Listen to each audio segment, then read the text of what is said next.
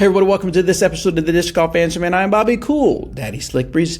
This is a special The Gam episode where I have an interview with Scott Stokely. I've had Scott Stokely on two other times, back in the early days of Disc Golf Answer Man and back when I was doing my own thing of Cool Daddy Disc Golf podcasts. Always a great conversation with Scott. So this one is also another great conversation. We go back to his early days of when he started playing disc golf at Oak Grove, playing with some of the legends, some of the influences they've had on his life, and then talks about some of the struggles he's had.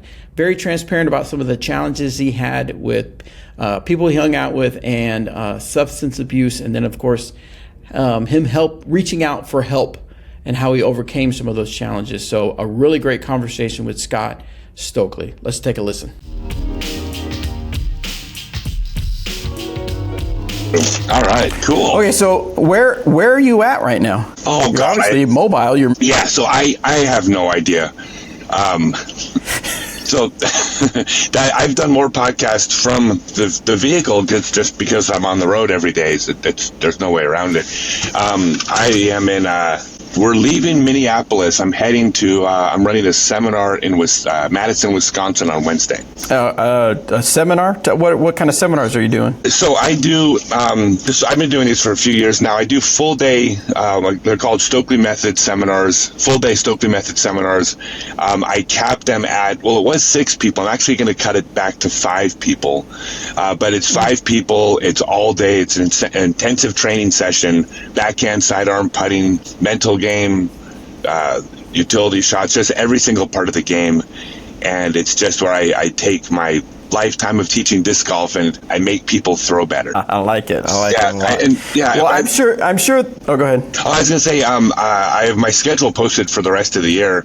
I have a few more in Wisconsin, but then before the end of the year, I have seminars scheduled in Colorado, Utah, Oklahoma, Texas, Arizona, California, maybe a couple other places. But it's ScottStokely.net is where you find the information. They all fill up. So if someone's interested, they should sign up because every time they sell out, basically. Nice. Well, just in case, and I'm sure most of my listeners, if not all of them, have heard of Scott Stokely, but just in case, let's kind of go back to the beginning, and hopefully I got my facts straight. Let's see if I got my facts right, but okay. It was back in Oak Grove, and you were 7 years old. While most kids were trying to learn how to ride bikes and play little leagues, you were out throwing with some of the disc golf legends that maybe people have heard of, Dan Roddick and the Leeseman brothers. So looking back, what do you remember most about those early days at Oak Grove and how it shaped who you are in the sport now? Yeah, so when I first played my first round of disc golf, it was on the world's first permanent Frisbee golf at the time, world's first permanent Frisbee golf course, when it was the only course in the entire world. So I actually started at basically ground zero for the game, at least as far as the course, permanent courses go.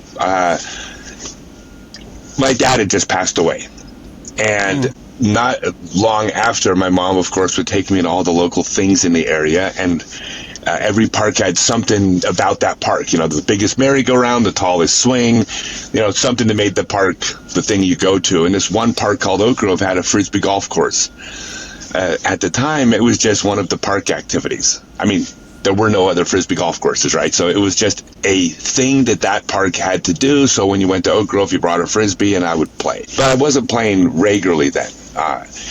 When I was 11, my mom's business started doing well, so she moved from a kind of a working class neighborhood to this kind of rich neighborhood, La Cañada, Flint Ridge. The park bordered La Cañada.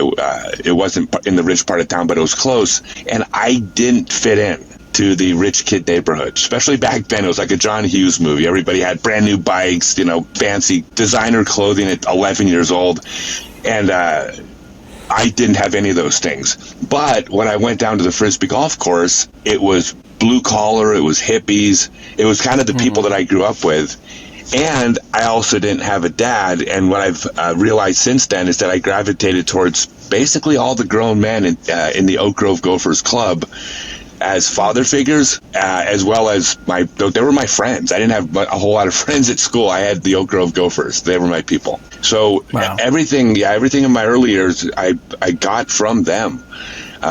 The way I've described it is, it was a very imperfect group of people. Especially back then, if you played Frisbee golf, not all, but most of the people were kind of on the fringes a little bit.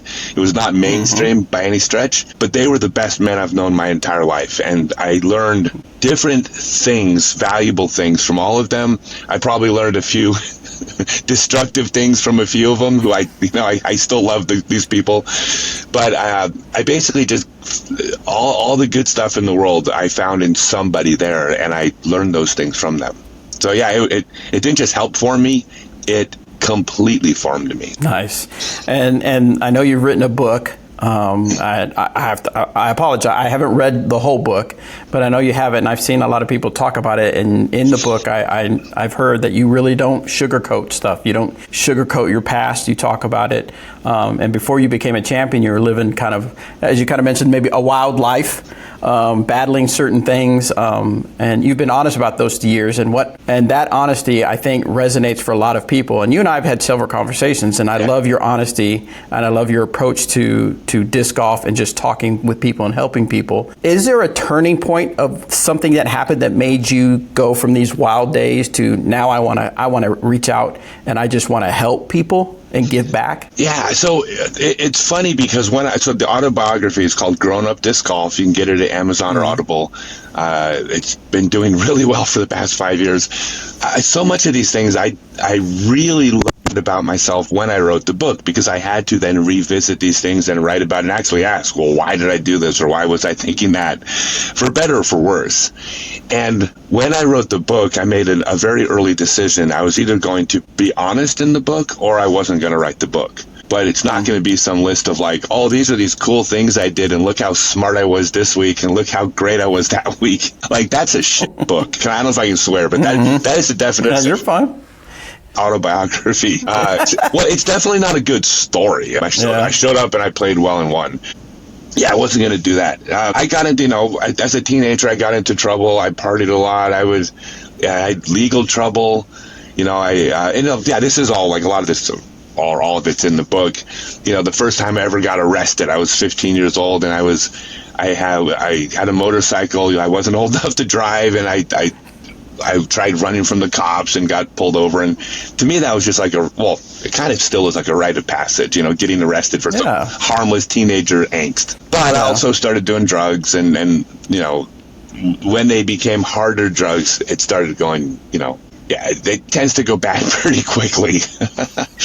But that was what I was doing. I was selling drugs, and, that was my world. But the turning point, more than anything else, was that it was the Oak Grove Gophers, but not all of them. It was not just Oak Grove Gophers. I want to expand that. It was the whole Southern California disc golf community that I started realizing that all the things I kind of got a pass for as a teenager. When I started getting older, there were people who were always kind and always friendly, but I also noticed they kind of didn't want me around. I just wasn't like as welcome with them, and those were the people whose respect I actually wanted.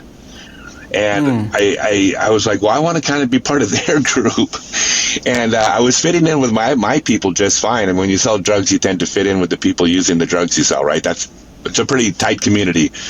But that's not who I wanted to be respected by. You mentioned Dan Roddick, and then, Tita Ugaldi, but it was, Mark and Susie Horn, and it was Beth Farish, and it was Cliff Town, and it was Dan Mangoni, and it was Snapper Pearson, and it was even some people in the early days, people from Inn of a Champion, like Dave Dunn-Pace and Tim Selinsky, Harold Duvall were all friends of mine back then. I wanted their respect, and I certainly didn't have it. They were not part of my crowd. And so and by the way, I was also unhappy, and I also thought, wow, these people seem pretty damn happy. They go out and play disc golf, and like if they have a bad round, it doesn't seem to screw their life up. They seem to have their shit together. And so I kind of just gravitated towards wanting to impress them. I mean, it really was an important part. But I've never forgotten all the goodness in the people that were part of these other groups, because they were not bad people. They were just had the same flaws I did. So I didn't abandon those people by any stretch. I just was trying to impress the other ones. I feel like with some of the stuff you've done, and Scott, I totally appreciate your honesty and your transparency, and that's something I've always really admired about you, so I appreciate that, talking about that stuff. But it seems like some of the things that you're involved in, teaching, doing seminars, even some of the players that you sponsor, it feels like you've, I don't want to know, maybe we won't narrow it down to learned lessons, but like you're wanting to now put positive out in the world rather than the stuff you were doing in the past. Yeah. Well, okay, so here's the thing. When I was doing the things with the drugs and everything, I wasn't out there like I was a punk kid with an attitude, but I was never like trying to harm people or anything like that. I mean, there's plenty of people that do drugs that are good people that are struggling with something. There's plenty of people who do drugs who are terrible people, regardless of if they were sober, they'd be terrible people, right? So they can be an independent, description of a person. So I certainly, I never had like bad intentions in my heart, but I just was making bad decisions. So when I'm going to fast forward then really quickly. So then I stopped using drugs, and I went to college, and then I went on tour and spent the 90s on tour, and my daughter was born in 2000, and then I kind of stopped playing, so I wanted to be home to raise her. So now we fast forwarded up to like 2013, and I wasn't a partier at all this whole time, but in around 2012, 2013, I started using drugs again, and very quickly escalated rapidly into foreclosure, divorce, unable to sustain myself financially, which is a very fringe way of living. I mean, when someone says they're living on the street, it doesn't necessarily mean they're on sidewalks, but it could mean that they're scraping together money for a hotel room with a couple people they don't know very well a given night, and then you're shacking up with this person that you probably wouldn't be shacking up with to have a roof. Like it's a very ugly existence right on the fringe, and I was at that point. That's what I was doing.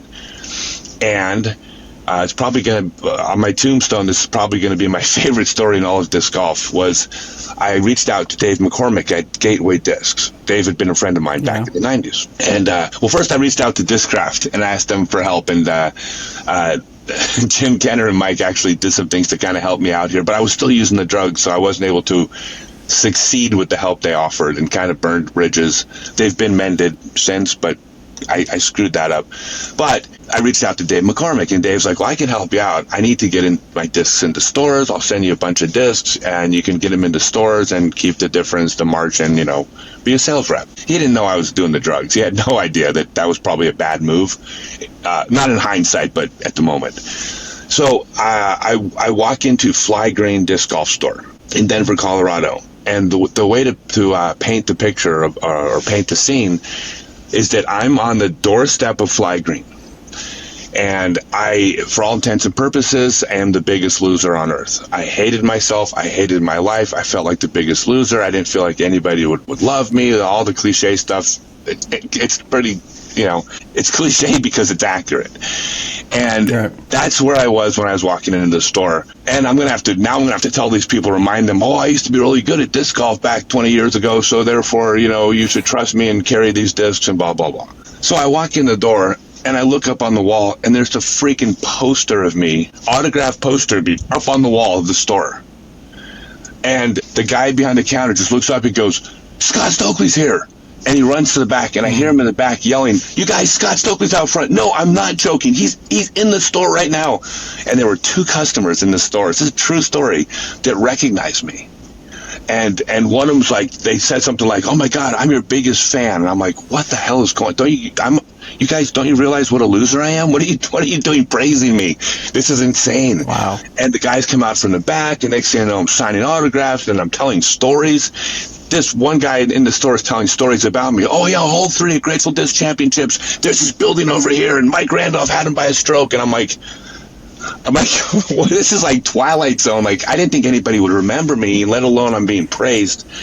And I absolutely at that moment didn't feel like a loser. I felt like Scott Stokely, right? I'm like, oh my God, I'm like this, at least in our little world, I'm this important person, again. I remember thinking, I got to get off the drugs. I'm going to get off the drugs and quit the drugs, and I'm going to change my life and get back into disc golf. And keep this feeling going. And then I walked out the door, and like 5 minutes later, I'm like, I really need to get high. And I went and bought drugs with the money from the disc I sold because, it's not a movie. It doesn't work like that. But I had that thing in my head of like, oh, I know how this feels. How do I want to feel? And I didn't realize I could feel it without the drugs again. And then I was like, well, my solution here is I need to get back into disc golf. I hadn't really played for 13 years. I'm like, I got to get back into this community where there's things that make me feel about myself that I wasn't feeling. It's it's a long story. Everyone's got their own version of their path. But basically, I got off the drugs, and then I was like, oh, all I want to do is get high. But I'm not using drugs. Fly Green gave me a job. I'm working at Fly Green. I got an apartment. I'm paying my bills, and I'm miserable because the reason whatever reason I was doing the drugs doesn't just go away. So I was doing better, but I was like, every day I'm like, I'm going to get high tomorrow. Like I know I'm going to, because I it's not a really, I'm minimum wage. I'm living in someone's basement. It's an apartment, but it's not a life I wanted. And I was like, what am I going to do? I'm like, I got to go out on tour. This is it. I got to go out on tour. So, but I didn't have a driver's license. At this point, you tend to lose those when you do drugs. I didn't have a driver's license. I didn't have a vehicle. And I had no money. So I call up Barry Schultz in North Carolina. I hadn't talked to him in like 15 years. I'm like, hey, Barry, Scott Stokely. It's like, well, what's going on? And I just sat on the phone and I told him everything I'd been doing, all the stuff that had been going bad, just completely honest with him. And I said, I need to go out on tour. I go, I need your help. And he says, oh, I live on a disc golf course and I got a spare room. Just get here. And I was like, well, first off, he has his roommate, Brian McCree. I didn't even ask him about coming out. I said, I don't know what to do, Barry. I've been away from the sport. I don't know how it works anymore. And Barry, I hear him like turn away from the phone. He goes, hey, Brian. He goes, Stokely's coming to live with us. I never asked him. He didn't ask me. He just he said, Stokely's coming to live with us. And Brian's like, oh, sweet, Scott Stokely, that's awesome. And so he gets back. He goes, yeah, I just get to North Carolina, got a place. And I said, Barry, I don't have any money. He goes, I didn't ask you for money. Just get here. And I said, how long can I stay? I said, how long can I stay? And his exact words were, as long as you need to. And that's how it started. I love that. Oh, I hope this isn't too long of a story. So the short of it was, so now I'm out. All right, now I'm going to go out on tour again. And it's like I would go to a tournament and I would get praise. Wow, you throw really far. Oh, I knew you back in the day. I heard blah, blah, blah. Your sidearm's really good. That felt good. But it was still incomplete. Like it was kind of not superficial, but I'm like, you're praising me for throwing frisbees well. That feels good, but that's not the same. That isn't the feeling I actually needed. And I ended up dating a woman whose son had autism, and I started running events for kids and adults with special needs. Went to 270 cities and taught a free disc golf class for kids with special needs while I was touring around playing these events. And that was it. That was what did it. Where I went, people were like, they weren't saying, oh, I love how good you are at frisbee. They're like, I love what a good man you are. I love what a good person you are. I admire you. And oh man, that was the drug that I was looking for. So the last 10 years, whether I'm sponsoring special needs players or I'm donating the last 4 years, I've donated all my prize money at tournaments to special needs or developing organizations or developing like everything I do now is I'm just seeking a different drug, which is I want to like help the world and I want to make people better. And like, I'm happy now. I want to share how to become happy. And I'm financially successful now. I'm doing really well. And so now I want to share with other people how to be financially successful. None of these are paid gigs. I'm just seeking that drug of, I want people to look at me in a way where I feel good about myself because that's my drug. If that makes sense. No, that makes a lot of sense. So that's how about that? That's 100,000-page book summed up in like 8 minutes. So I hope. I like it. Well, definitely need to tell people to go get the book so they can actually get it. Take a deeper dive and learn more about it. Because the book ends in 2000. The book ends when I quit disc golf when my daughter was born. The book ended with my daughter being born, and I'm like, what the hell am I going to do now? I play frisbee golf for a living. Oh, well, sounds like we need a second book, the next chapter or the next saga. No, I'm writing 3 books.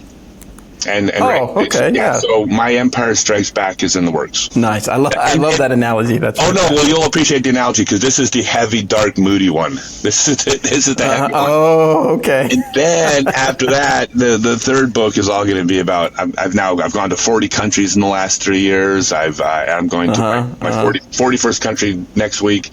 So the last book's going to be all fun and rosy with the Ewoks.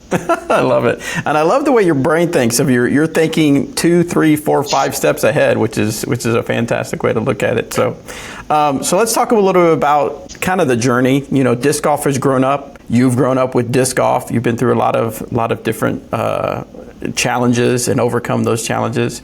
So tell me a little bit about, you're coming back, but now you're playing disc golf now, and then you played back when you played the Open at 50 years old, and not a lot of players can say that they've spanned large generations of disc golf, right? What's the biggest change you've seen in disc golf?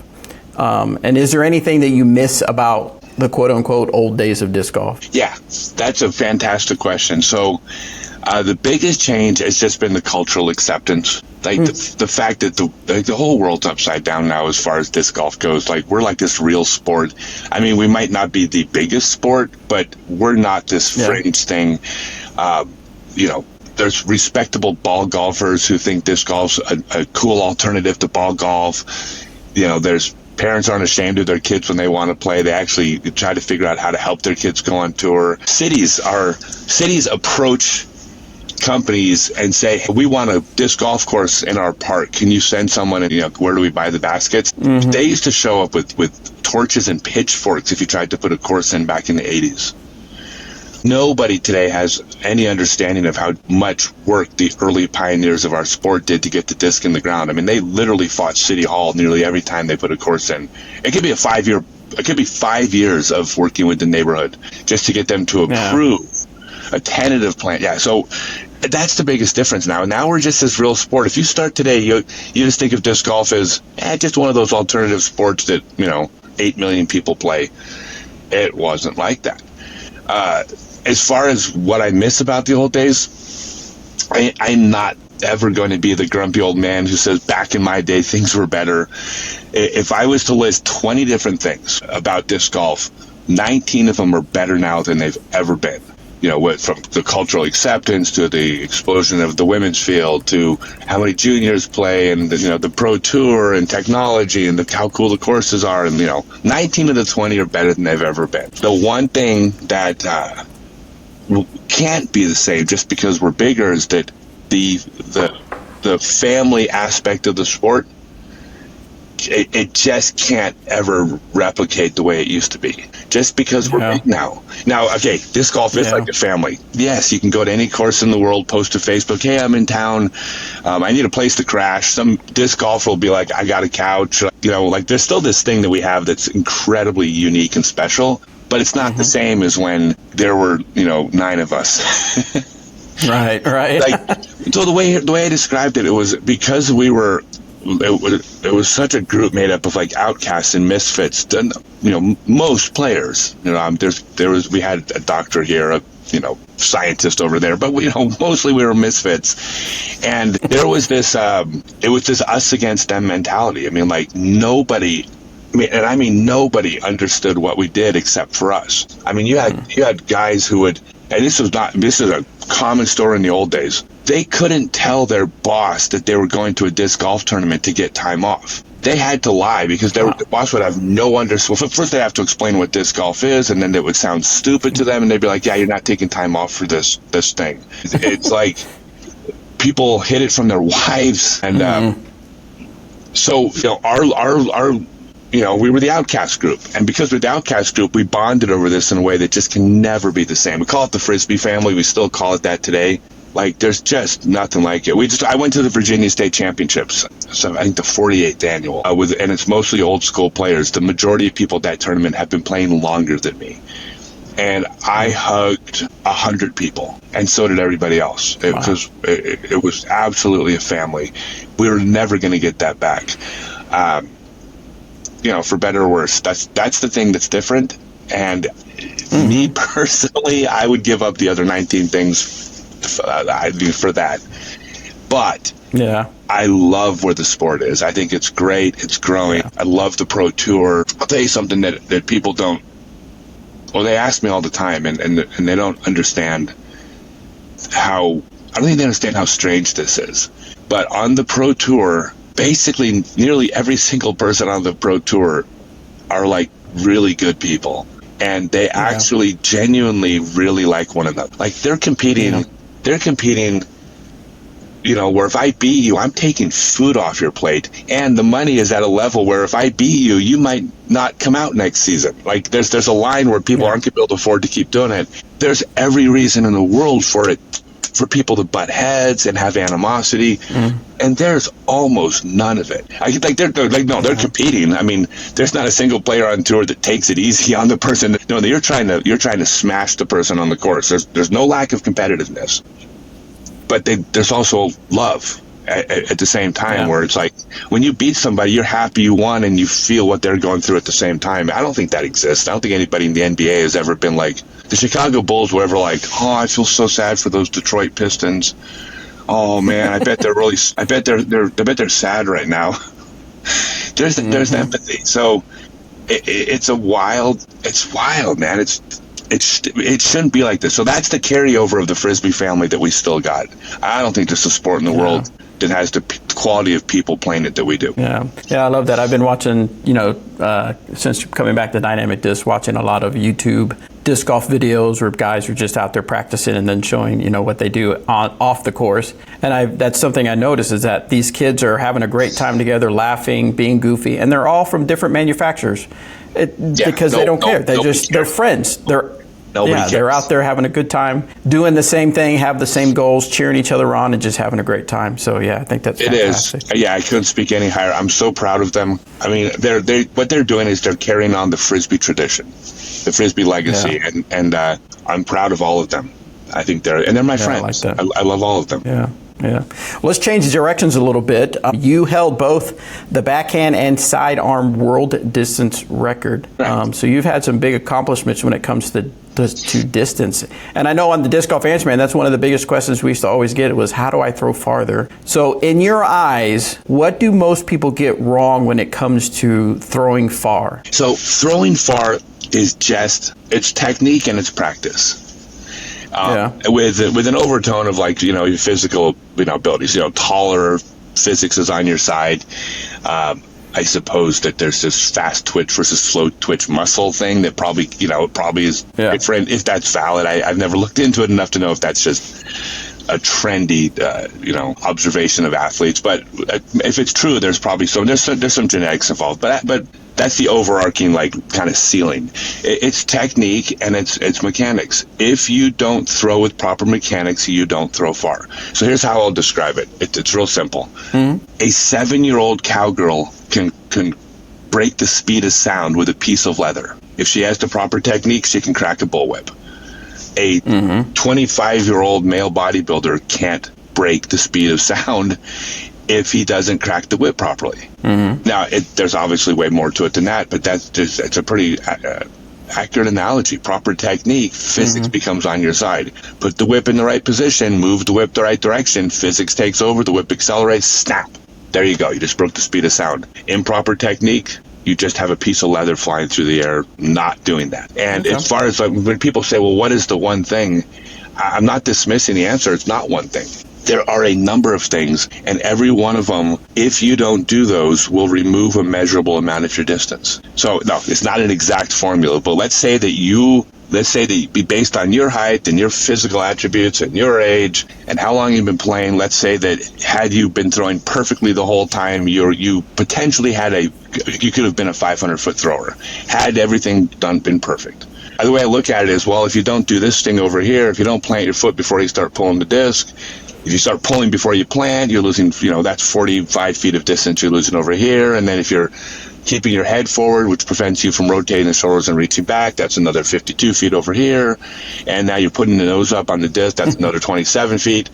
And so next thing you know, you're now throwing 330 feet. Well, if you fix the nose up on the disc, well, that's going to get you back that 30 feet. Wonderful. that you were losing, but you're still losing the distance from these other things. Every single piece of the puzzle adds or subtracts a measurable amount of distance. When you get everything perfectly, then you're kind of at your ceiling as far as what your physical body can do, and that's where there are differences in bodies. This is what it really comes down to with like on the Pro Tour. Like everybody on the Pro Tour rips the disc. I'm going to talk about the guys just because I'm more familiar with the guy division. I mean, mechanics, there's not a whole lot of flaws on the Pro Tour mechanically. So when somebody throws 500 feet and someone else can throw 650, that's the last part where it's like, well, yeah, but they're 6'2" and you're 5'10", and yeah, they happen to have those fast twitch muscles and you don't. But their mechanics are so good, they're kind of throwing at their ceiling. Like nobody on the Pro Tour that can only throw 500 feet today will be throwing 650 in 3 years because their technique improves. You're not on the Pro Tour if your technique isn't really damn close to, I mean, I hate the word perfect, but perfect-ish. Right. Yeah. I got you. So what's I guess one thing that for the listeners, if that's something to want to aspire to, is getting on the Pro Tour. It sounds like getting out there and just practicing and getting down the techniques and not realize it, like you said, and something I know we've talked about before on the show, is that it's not just one or two things. It's a multitude of things working all together in a positive way to absolutely get that distance. But I guess to someone, what would you say to someone that thinks that they've reached their ceiling? Is that something that prevent them from being a pro if they can't quite get that big distance? So it's not about having the big distance as a pro. Throwing farther. So, okay, there's a term they use called tour distance. And tour distance means, can you throw a 450-foot hyzer, which is basically a controllable shot? Can I throw 450 feet and land it safe? If you have to throw an Anheuser flex shot to get 450 feet, you don't have the control to play the tour because you lose accuracy when you do a flex shot. When you do a hyzer or a hyzer flip, you're more accurate. You got to be able to get to that 450 range. And every player on tour does. That's the weakest players on the tour can still pop a 450-foot hyzer. Anything above that is bonus. But the frequency by which the situations where you will use that come up gets smaller and smaller. The farther you throw, the opportunity to throw that far. Like, Burrell, we'll use him as the obvious example, throws a mile. But how often during a round is that an advantage? Like, right. Well, every time there's a basket shorter than everybody can reach, then there's almost no advantage because they can all reach it. When you have longer holes, but you have OB in play, which means, AB's not throwing full power anyways, like, so that all that power is not really going to showcase itself. So how many holes does he actually get to use that power? Well, there's a couple like wide open holes, and there's maybe a couple shots during a round where he gets to throw the big hyzer window, which is a bigger gap than the smaller window the weaker players have to throw. Okay, so yeah, so his distance gives him a couple strokes around. But so does, Andrew Marwee's circle one putting, and so does Arsby's, the circle two shots he throws in seemingly every couple times around. So it's every part of the game gives you, it's a skill set that gives you the edge over the other players so that you can use, but distance is just one of those skill sets. You still got to do all the other parts of the game. Gotcha. Yeah. You got to have a complete game for sure. Okay, so tell us, so as I did my research, obviously I found that you had your Stokely Discs. So you're coming out with some discs. So tell us a little bit about that. What's this new adventure all about? Yeah, so I manufacture my own discs now. It's called Stokely Discs. It's not the typical pro line because they're not third-party manufacturer. They're not just tour discs. They're actually like I manufacture them. Me and my partner, we like every single disc that every single Stokely disc you get is coming off of a machine that we own, being from a mold that we own, that we created, shipped from a warehouse that we now I always want to be clear with people, like we have some help within the industry in disc design and the manufacturing process. Like that is an art that takes years to get good at. Like if you start manufacturing on your own machines yourself, you're going to go through a several-year learning curve where you're going to burn through some bad getting. So we didn't do that. We jumped ahead and we got some experts to help with those areas. But we own the company. We own the machines. It's our facility. I mean, everything's on. We have 5 discs out for Stokely Discs. The most recent one is the Peregrine, which is it's my first high-speed driver. I'm super excited. If we were to compare it, we'll call it Halo Destroyer because everything is comparable to something else. But it's an overstable high-speed driver. It doesn't care one bit how windy it is. It holds its line. It's really good. And, I've got, I believe, 3 more molds coming out this year. We'll have 8 by the end of the year for Stokely Discs. We also bought, for some of the people who've been around a minute, we bought Ching Discs. Ching is a company that's been around for years. They shut down in 2014. And the important part of this story is they didn't shut down because they weren't doing well. I mean, if people didn't like the discs, we weren't going to buy the company.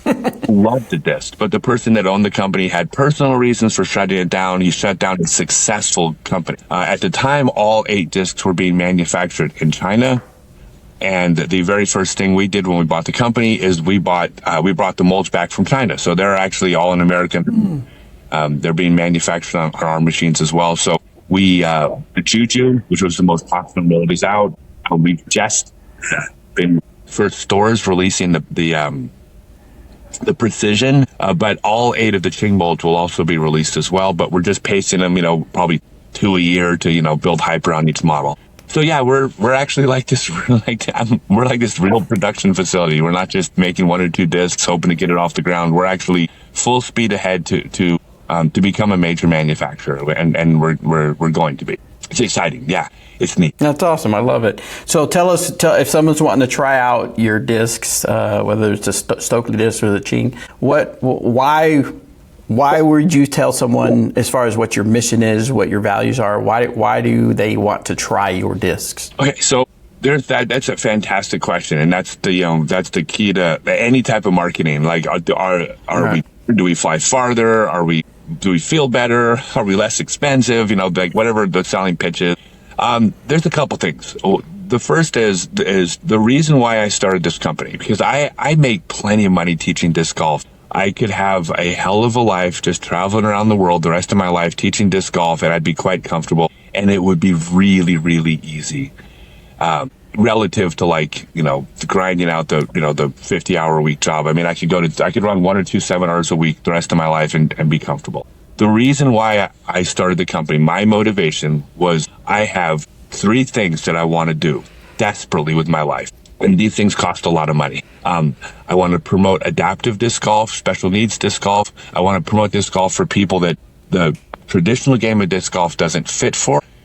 Just because of physical or developmental disabilities. I want to open up the game to them.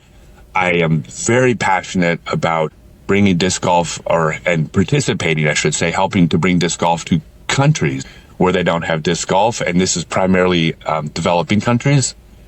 We've been spending time in Indonesia, Cambodia. We just got back from Vietnam. We'll be going to Africa, going to South America this winter. I want to bring disc golf to people that the game doesn't reach now just for logistic reasons and financial reasons.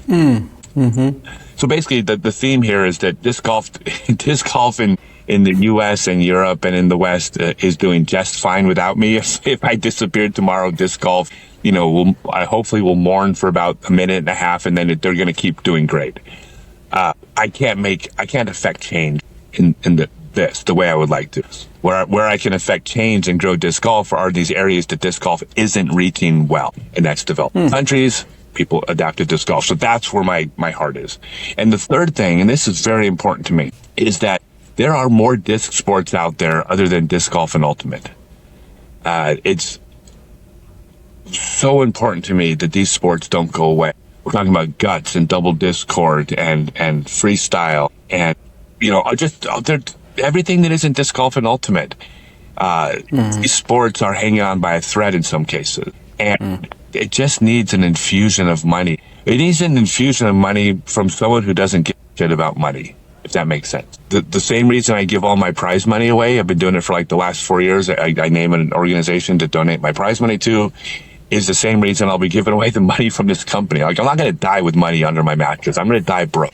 Everything I make is going to go towards these things. And so these disc sports, where there's no way to see a profit in them probably for many years, if ever, they need someone who can throw money at it that doesn't care about where's my return coming from. I'll add one more part of that. the tradition of Frisbee. On the bottom of the first Frisbee, it said invent games. That's the core of flying disc sports. And there haven't been a whole lot of games invented. So I also want to get behind whatever and encourage people to invent new disc sports that I can now get behind. All these things take millions of dollars, and that's where the money goes. And so look, we're making great discs. They fly great. They're good plastic. If the discs weren't good or didn't have good plastic, no one's going to buy them because it feels good, right? Right. No one's going to shoot worse on the course just because they're supporting this thing they believe in. I mean, in nature. These discs are unbelievably good. They fly great. The plastic is super high quality. So they're great discs. But other people make great discs also. So then the choice is, which great disc do you choose?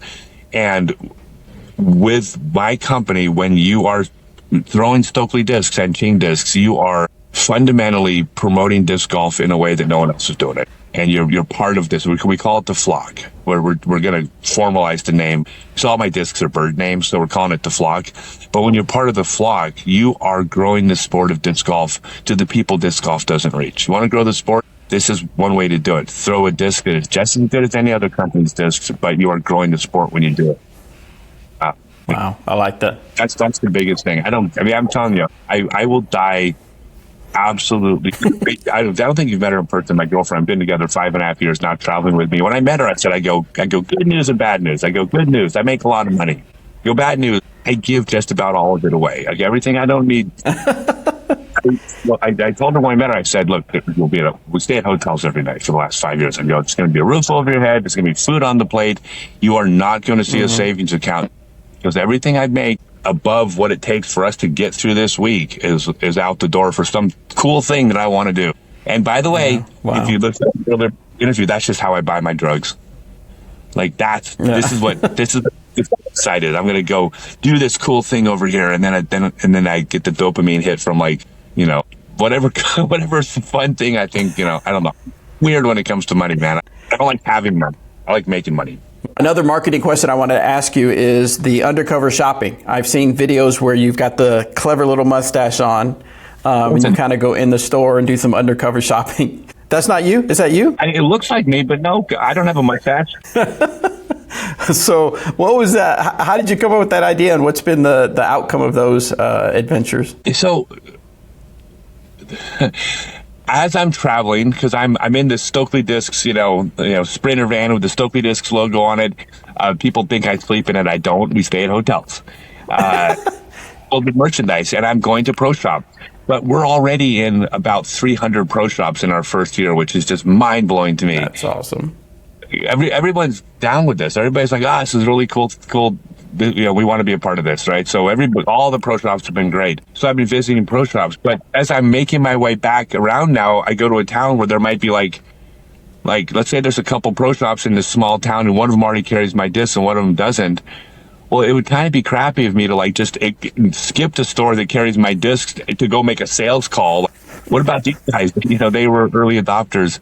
So then I was thinking, well, how I need to do something to, I got to visit these places too. So if I'm in town, I'm like, I want to visit, but I want to make it fun. So one of the big things I added to the list of probably one of the ways I'm going to be making less money, but I don't care because it's fun, is I am adamant about promoting, I call it shop local first. I believe that the single most important key to the growth of disc golf in our sport is all of the local entrepreneurs that are boots on the ground doing grassroots promoting of disc golf in their town.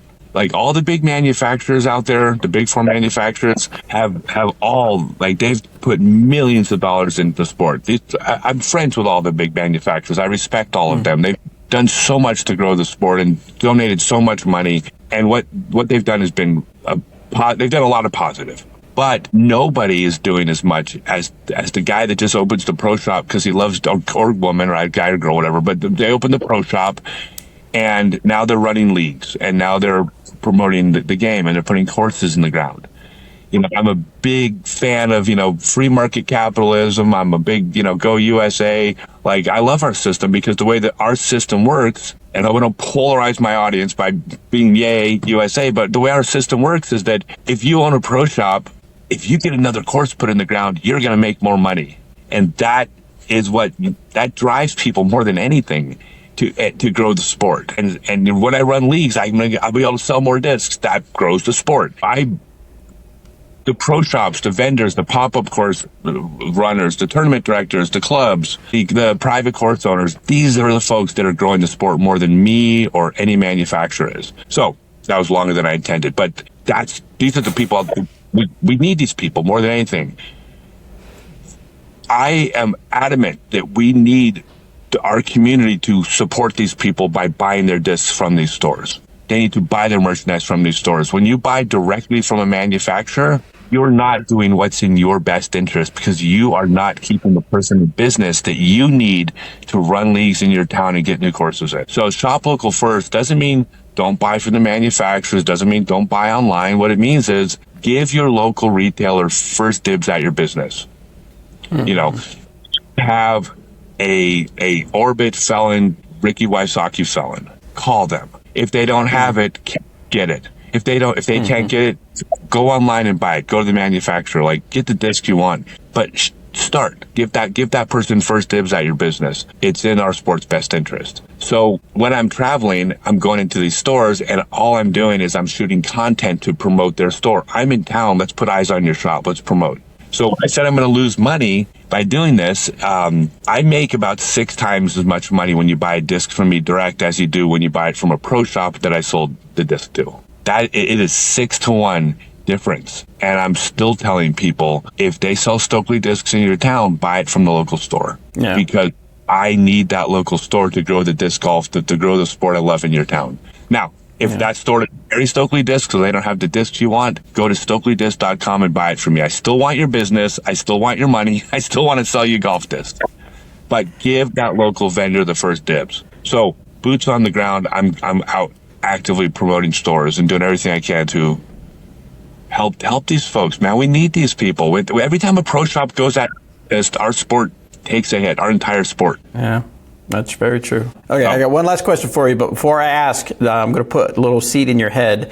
I'm going to try something different with these interviews. I want you to be able to ask me questions at the end. So anything you've wondered about or just curious about, you can ask me. But before we get to that, I want to ask you one last question. So you've mentioned a lot of the challenges that you've gone through, some of your past and how disc golf has been a very positive force in your life to help you to be where you're at right now. What would you tell that one listener right now that is in that similar situation? They've got a lot going on, a lot of challenges in life, but disc golf seems to be that saving grace, but they're still kind of trying to struggle. What's a piece of advice you would give that person? Yeah, so the first piece of advice would be, don't expect one piece of advice to be the fix.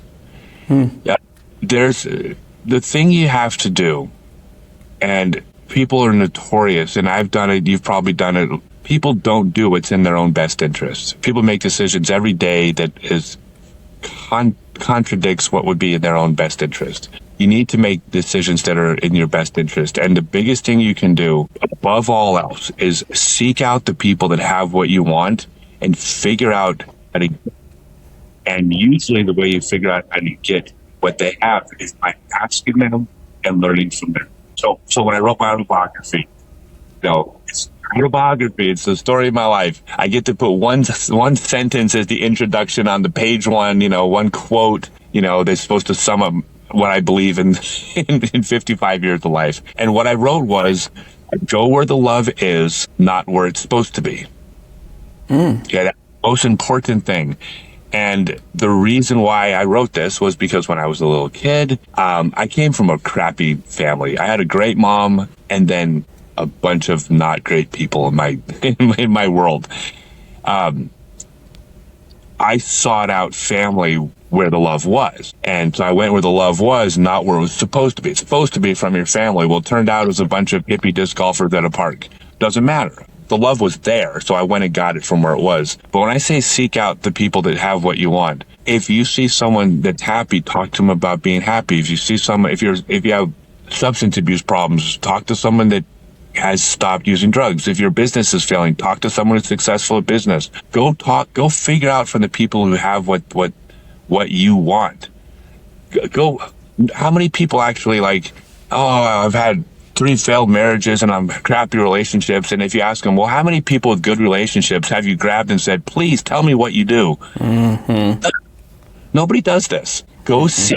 I want my marriage to be better. Okay, well, do you know anybody with a good marriage? Go talk to them. And that's not one piece of advice, but that's an overarching strategy. So I have a page called, well, 2 things. I have a Facebook page called Stokely's Longest Drive. It's my non-disc golf stuff where I talk about all sorts of things related to career, happiness, all that. And then I have a Discord server called scottstokely.net/Discord. Twice a week, I go do a live open discussion on mental health, physical health. Same thing. I'm in really good physical shape, right? Well, then you probably ought to listen to me if you want to get into shape, because I have something that I can teach you that make me an expert. But if I'm in better shape than you, then I know something that you don't.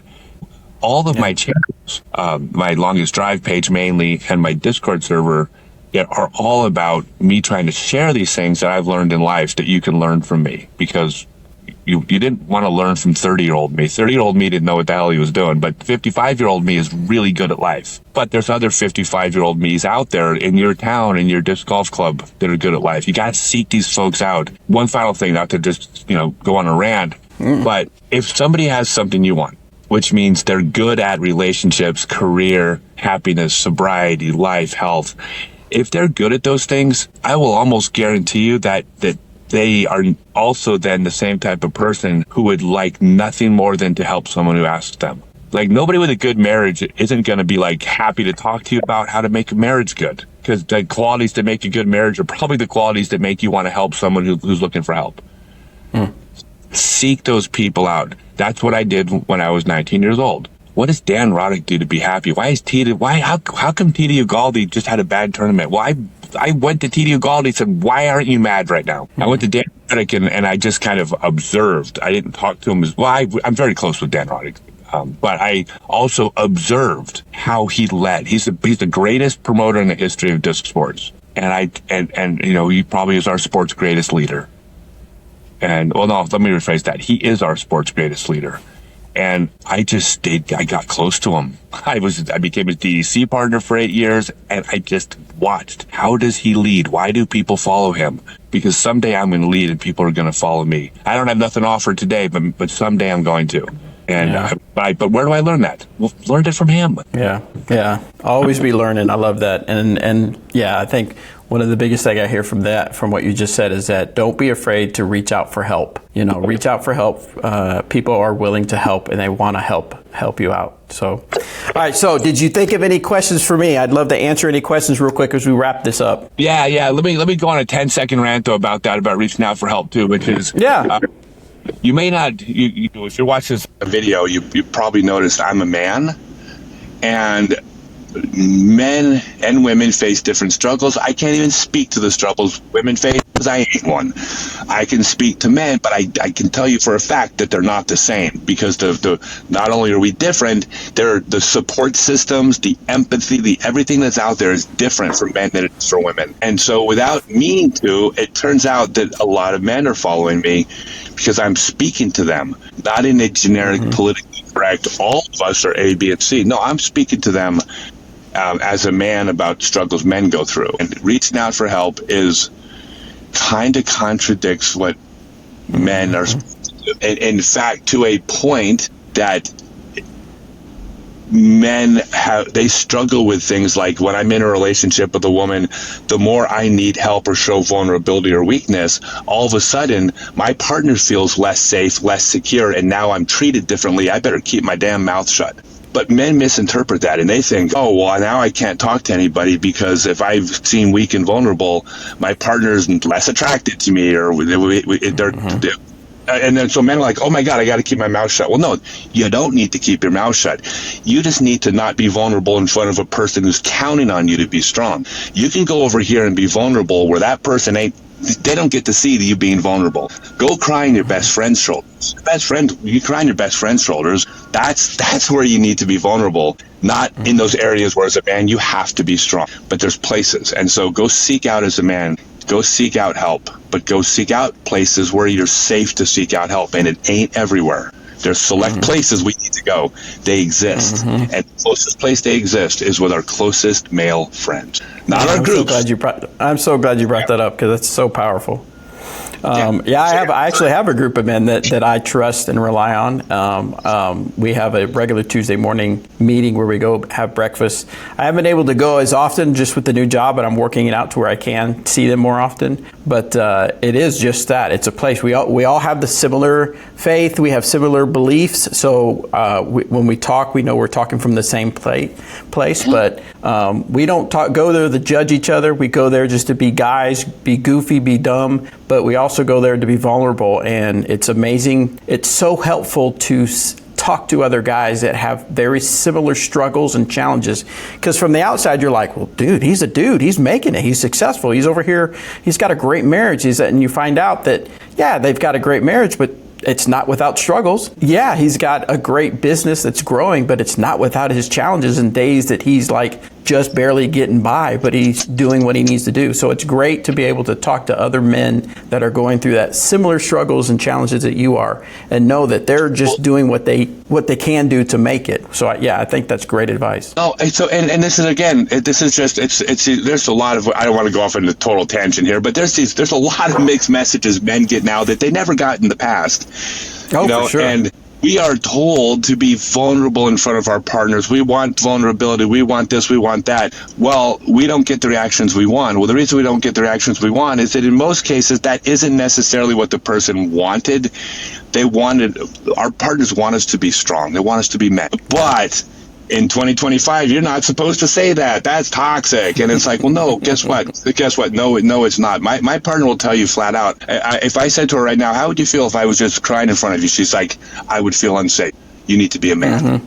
Yeah. And she just verbalizes what I think a lot of people say, but you're not supposed to in 2025. So, we got to be men. It's okay to be a man.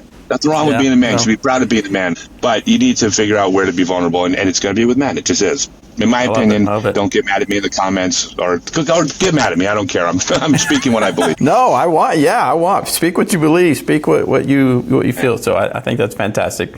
People are going to hate, but I'm sure there'll be plenty of other people that are glad. That's okay. What you said. All right, so what questions do you have for me? Oh, God. Is there a God? What's the meaning of life? No. No. I got a question for you. So you're back with DD, right? Yeah. All right. So I would love to hear, and I'm going to go ahead and give you the platform. This is my marketing part of my brain. I'll give you a platform to pitch this. The thing about all the House of Disc companies, I'm friends with all these. I'm friends with Rusco, I'm friends with Anders and Tomas and Svante and UC. Like, these are all my friends, and I love every one of them, and I respect them, and they're great people who ran great companies. And the perception was that when House of Disc came in, that now decisions are being made that weren't being made by disc golf people, and there has been ill feelings in the community towards the House of Disc companies because of this. And of course, people that don't know the ins just think, oh, well, now this company's this and that company's that. They're not behind the scenes realizing that the original owners are pulling their hair out going, no, we don't like these decisions either, but we're not in charge anymore. Right. But that, to the outside, all it is Dynamic did this, Cast-O-Plast changed to plastic that, or whatever. Like, that's all they see. So my question is, what are you going to do to let people know that these companies are still being run by the same?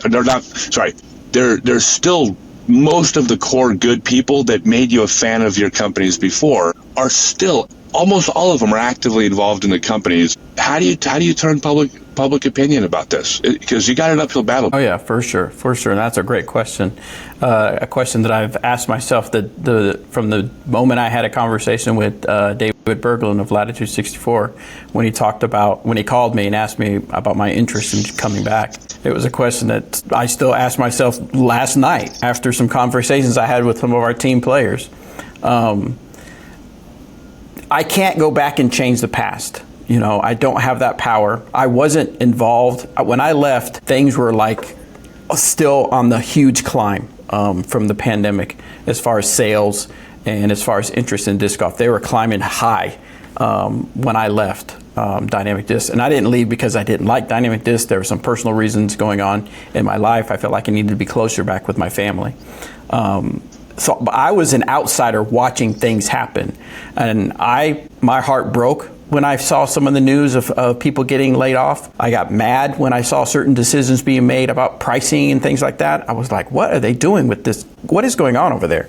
But I was on the outside, so I can't really speak to a lot of the decisions that were made, whether they were great decisions, bad decisions, why those decisions were made. Of course, I have my own personal opinion about it, but I can't change that. I can't change any of that. All I can do is move forward with what I have before me. And right now what I have before me is, it's less people here, for sure, but the people that are here have that same passion for the sport, the same passion for the brands, and they want nothing but to see the sport succeed, and of course the company succeed, because it's not that we want to make money. That's the thing that makes me mad is the people that invested in us, they invested because they want to see growth and they want to make money.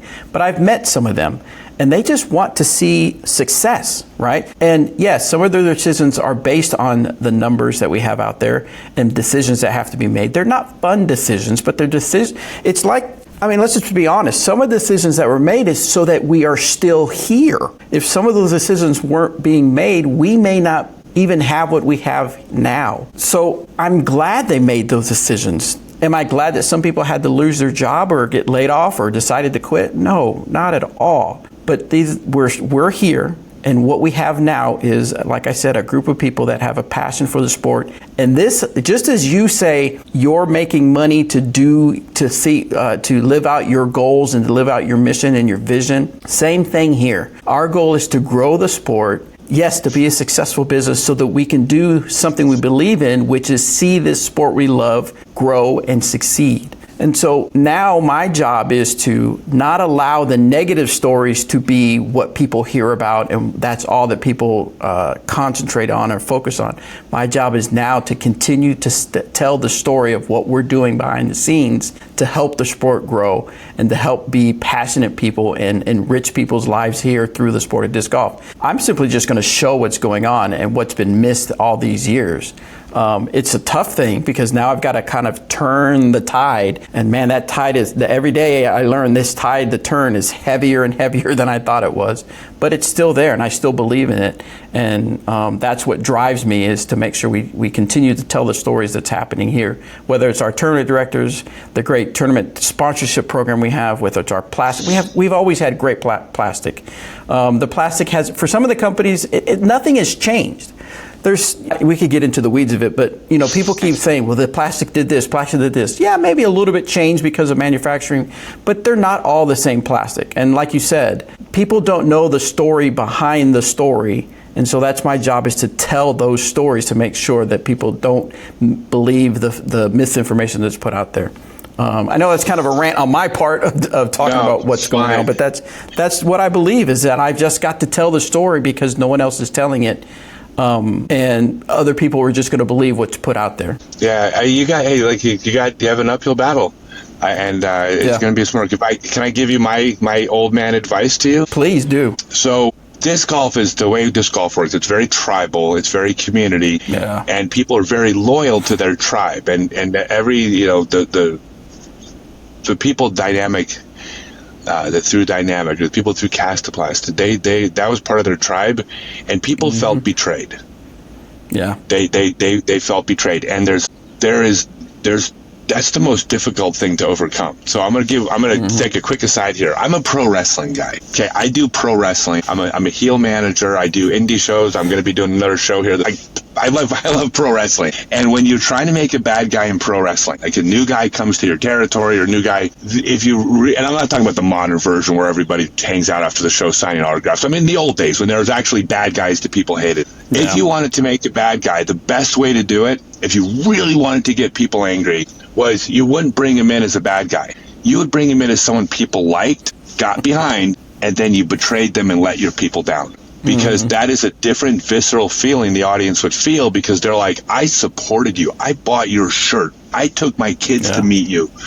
You signed my autograph and pretended you were nice, at the expo or whatever. And I think people felt betrayed. They felt betrayed when these things were happening. And winning them back is a lot harder than if they simply just didn't like you and you tried to convince them to give them a chance. And the best way to do this is I'm telling you, you guys need to own it. Like, you need to own every single thing that was wrong, and you need to own it with, yeah, that was a bad decision. We wouldn't do that again. We know why it was wrong. I totally understand why that pissed you off. That honesty is the first. And by the way, you're not going to win everybody back, but I think the honesty will, and the accountability, I think, will win some of them back, because they don't want to not like you. They just want to feel like they can trust you again. Right. No, you hit it on the nail right there, is that's part of the battle, is earning back people's trust. And I could say it over and over again, but I'm just going to have to show it. And that's what I'm and you also have to take time.